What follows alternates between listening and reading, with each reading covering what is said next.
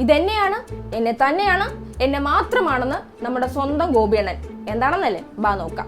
പുരുഷന്റെ പേരിലും ക്രിസ്ത്യാനി എന്ന് പറഞ്ഞ ആൾക്കാരുണ്ട്. അവർ യഥാർത്ഥത്തിൽ യേശു ക്രിസ്തുവിനെ ഒറ്റുകൊടുത്ത യൂദാസിന്റെ പതിവിലകിരിക്കുന്നതാണ് സർ. എമ്പുരാൻ സിനിമയിൽ കഥാപാത്രമുണ്ട്. ആരാന്നറിയോ സർ? മുന്ന. ആ മുന്നയെ ഇവിടെ കാണാം. ഈ BJP ബെഞ്ചുകളിൽ ഒരു മുന്നയെ കാണാം. ഈ മുന്നയെ തിരിച്ചറിയും, മലയാളി തിരിച്ചറിയും, കേരളം തിരിച്ചറിയും സർ. ഇതെന്നെ ഉദ്ദേശിച്ചാണ്, എന്നെ തന്നെ ഉദ്ദേശിച്ചാണ്, എന്നെ മാത്രം ഉദ്ദേശിച്ചാണ്. സംശയമുണ്ടോ? എന്നാ ഈ പറഞ്ഞത് ഈ മനുഷ്യനെ അല്ലെന്ന് എങ്ങനെയാ ഒന്ന് പറഞ്ഞു മനസ്സിലാക്കേണ്ടത്? പണ്ടേതോ സിനിമ പറഞ്ഞ പോലെ കുറച്ചെങ്കിലും ബുദ്ധി ഉണ്ടായിരുന്നെങ്കിൽ മണ്ടൻ എന്തെങ്കിലും വിളിക്കായിരുന്നു എന്ന് പറഞ്ഞ അവസ്ഥയാ ഇപ്പൊ സുരേഷ് ഗോപിയുടേത്.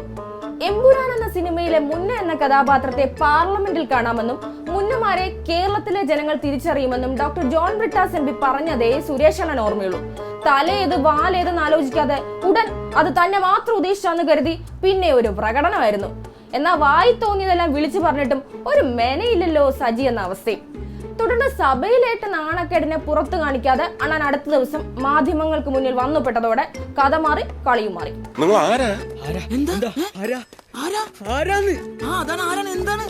ആരാണ്? നിങ്ങൾ ആരോടാ ചോദിക്കുന്നത്? വളരെ സൂക്ഷിച്ച് സംസാരിക്കണം.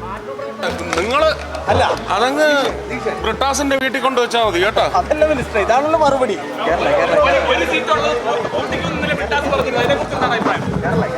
അതിന് വേറൊരു അക്ഷരം മാറ്റണം അതിനകത്ത്. വാ തുറന്ന തെറിയുടെ പൂരാ. കൈരളി ന്യൂസ് റിപ്പോർട്ടറുടെ ചോദ്യത്തിന് ഉത്തരം മുട്ടിയതോടെ അണ്ണം പെട്ടെന്ന് ദ കമ്മീഷണർ സിനിമയിലാണെന്ന് ഒരു വേള അങ്ങ് നിരീച്ചുപോയി. പിന്നീട് എന്തായിരുന്നു? താണ്ഡവമല്ലായിരുന്നോ? നിറഞ്ഞാടുകയായിരുന്നു.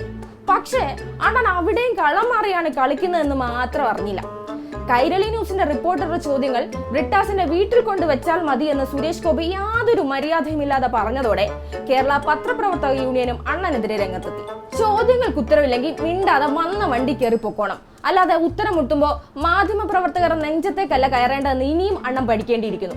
പക്ഷെ അപ്പോഴും മനസ്സിലാകാത്തത് ഈ കൈരളിയുടെ പേര് കേൾക്കുമ്പോൾ മാത്രം അണ്ണൻ ഈ രക്തം തിളയ്ക്കുന്നത് എന്തുകൊണ്ടാണെന്നാണ്.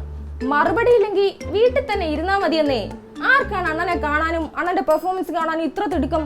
ഇനിയിപ്പോ ആകെ നാറിയെന്ന് മനസ്സിലാവുമ്പോ കാവിലെ അടുത്ത പാട്ട് മത്സരത്തിൽ കാണാമെന്ന് പറഞ്ഞ് അണ്ണൻ വരാതിരുന്നാ മതിയായിരുന്നു.